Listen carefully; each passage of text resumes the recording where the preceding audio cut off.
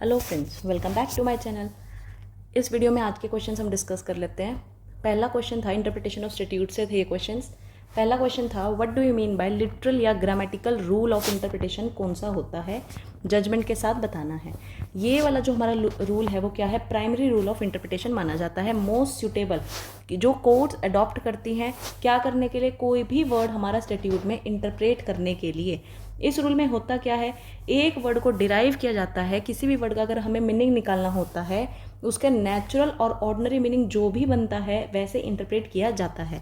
तो यहाँ court interpret करती है जो लॉ कह रहा है एज इट इज़। अगर कोई वर्ड लिखा है उसको एज इट इज़ मान लिया जाएगा and not what the law means. Law क्या कहना चाहता है उससे फ़र्क नहीं पड़ता, बट लॉ ने क्या लिखा है सिर्फ उसी से फ़र्क पड़ता है।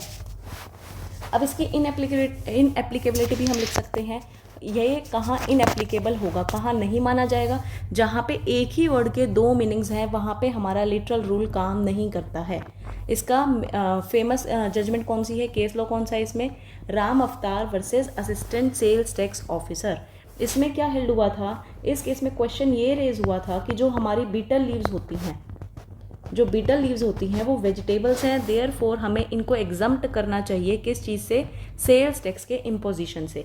बट कोर्ट ने क्या किया, यहाँ पे लिटरल रूल लगाया और इंटरप्रिटेशन करी और कोर्ट ने बोला कि जो बीटल लीव्स होती है वो वेजिटेबल से डिफरेंट होती है, तभी तो इनको अलग अलग आइटम्स में डाला हुआ है। एक को हमने डाला हुआ है आइटम नंबर 6 में, एक को डाला हुआ है आइटम नंबर 36 में।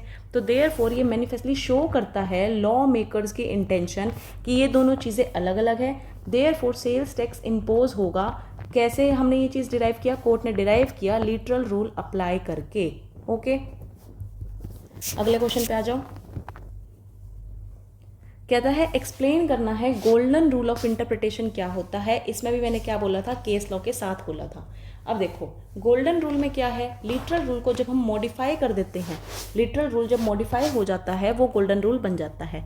इसका मतलब जहाँ पे ऑर्डिनरी या नेचुरल मीनिंग किसी भी वर्ड का जब हम डिराइव कर रहे हैं, डेरिवेशन के टाइम पे उससे क्या हो रहा है, उस वर्ड का एब्सर्डिटी हो रही है, हार्डशिप कॉज हो रही है, इनकन्वीनियंस या इनजस्टिस अगर कॉज हो रहा है, तो वहाँ पे कोर्ट क्या करेगी, मॉडिफाई कर देगी उस वर्ड को। किस हद तक मॉडिफाई करेगी, ताकि ये चारों चीज़ें जो है रिमूव कर सके, इसलिए उस वर्ड को हम मॉडिफाई कर देंगे और वो जो लिटरल रूल है वो किस चीज़ में कन्वर्ट हो जाता है, हम वहाँ अप्लाई कर देते हैं गोल्डन रूल।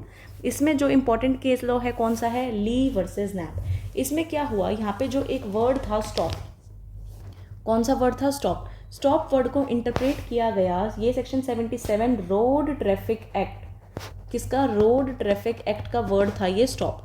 अब यहाँ पे अगर हम इसका लिटरल मीनिंग देखें, लिटरल रूल अप्लाई करेंगे तो इसका मतलब क्या है कि कोई भी ड्राइवर एक्सीडेंट कॉज कर रहा है उसको एक्सीडेंट के बाद अपनी गाड़ी रोकनी है।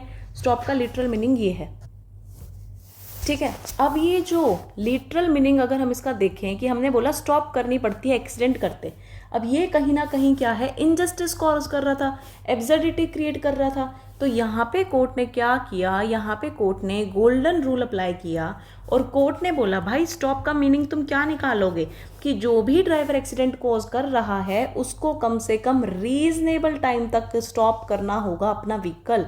रीजनेबल टाइम कब तक, जब तक जो भी विक्टिम का इंटरेस्टेड पर्सन है जब तक वो अराइव नहीं हो जाता और तुम जब तक उसको इन्फॉर्मेशन नहीं दे देते, हाँ भाई ऐसे ऐसे हुआ है, वो चीज़ निकाली गई वर्ड स्टॉप का मीनिंग। और ये कैसे पॉसिबल हुआ, जब हमने लिटरल रूल को अप्लाई ना करके रेदर उसको मॉडिफाई करके गोल्डन रूल अप्लाई किया, तब इसका मीनिंग ये निकला। तो यहाँ पे क्या लगा, गोल्डन रूल ऑफ इंटरप्रिटेशन। ठीक है, अब आ जाओ लास्ट क्वेश्चन पे। लास्ट क्वेश्चन था हमारा इंटरनल एड्स बताने थे।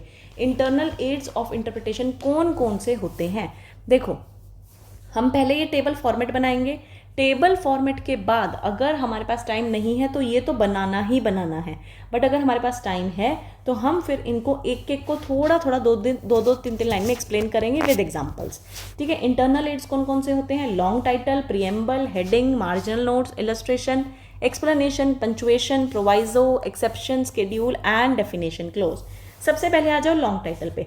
लॉन्ग टाइटल में क्या लिखेंगे, ये इंटरनल एड की तरह हेल्प करता है, क्यों, क्योंकि ये हमें स्कोप बताता है, ऑब्जेक्ट बताता है एंड पर्पस बताता है किसी भी एक्ट का। स्कोप, ऑब्जेक्ट और पर्पस बताता है किसी भी एक्ट का।